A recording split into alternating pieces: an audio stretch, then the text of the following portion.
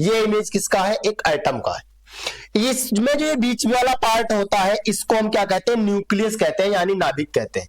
ये जो आपको दिखाई दे रहे हैं यहाँ पर क्या है? न्यूट्रॉन और प्रोटॉन, और इसके चारों ओर जो आपको ये सर्कल टाइप के दिखाई दे रहे हैं इसको हम कहते हैं ऑर्बिट्स। क्या कहते हैं प्यारे गुड्डा? ऑर्बिट्स कहते हैं। ऑर्बिट को हिंदी में कहा जाता है कक्षक कहते हैं। अब सुनो मेरी बात, अगर आपको मैक्सिमम नंबर ऑफ इलेक्ट्रॉन निकालने हैं कि एक ऑर्बिट में कितने मैक्सिमम नंबर ऑफ इलेक्ट्रॉन होते हैं, तो आप एक बात ध्यान रखना बहुत अच्छे से। मैक्सिमम नंबर ऑफ इलेक्ट्रॉन अगर आपको निकालने हैं यहां से, तो मैं बता दूं आपको मैक्सिमम नंबर ऑफ इलेक्ट्रॉन के लिए एक फार्मूला लिखा गया था 2n² का। किसका लिखा गया था? 2n² का।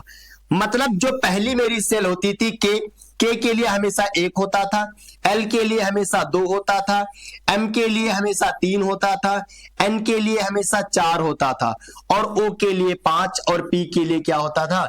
6 होता था। इस तरीके से अगर आपको मैक्सिमम नंबर ऑफ इलेक्ट्रॉन पहली सेल में निकालने हैं तो के की वैल्यू क्या होती थी? के पहली सेल होती थी, तो 2 इंटू एन यानी 1 का स्क्वायर हो जाएगा, और इसको हम सॉल्व करेंगे तो ये 2 आ जाएगा। यानी पहली सेल जो मेरे पास होगी उसमें मैक्सिमम 2 इलेक्ट्रॉन बैठ सकते हैं। कितने इलेक्ट्रॉन रह सकते हैं? 2 इलेक्ट्रॉन। इसी तरीके से दूसरी सेल में 8 इलेक्ट्रॉन उपस्थित होते हैं। तो आपको बताना है, एक क्वेश्चन मैं आपसे पूछ रहा हूं, जो 2n² लिखा होता है, 2n² का मतलब है एक n होता है और दूसरा क्या होता है? n। तो इस n को क्या कहते हैं और इसको क्या कहते हैं? ये दोनों n क्या होते हैं आपको एक बार बताना है। इन n में क्या होता है? नंबर ऑफ इलेक्ट्रॉन होते हैं, नंबर ऑफ ऑर्बिट्स होते हैं, नंबर ऑफ ऑर्बिटल्स होते हैं। आपको बताना है कमेंट बॉक्स में।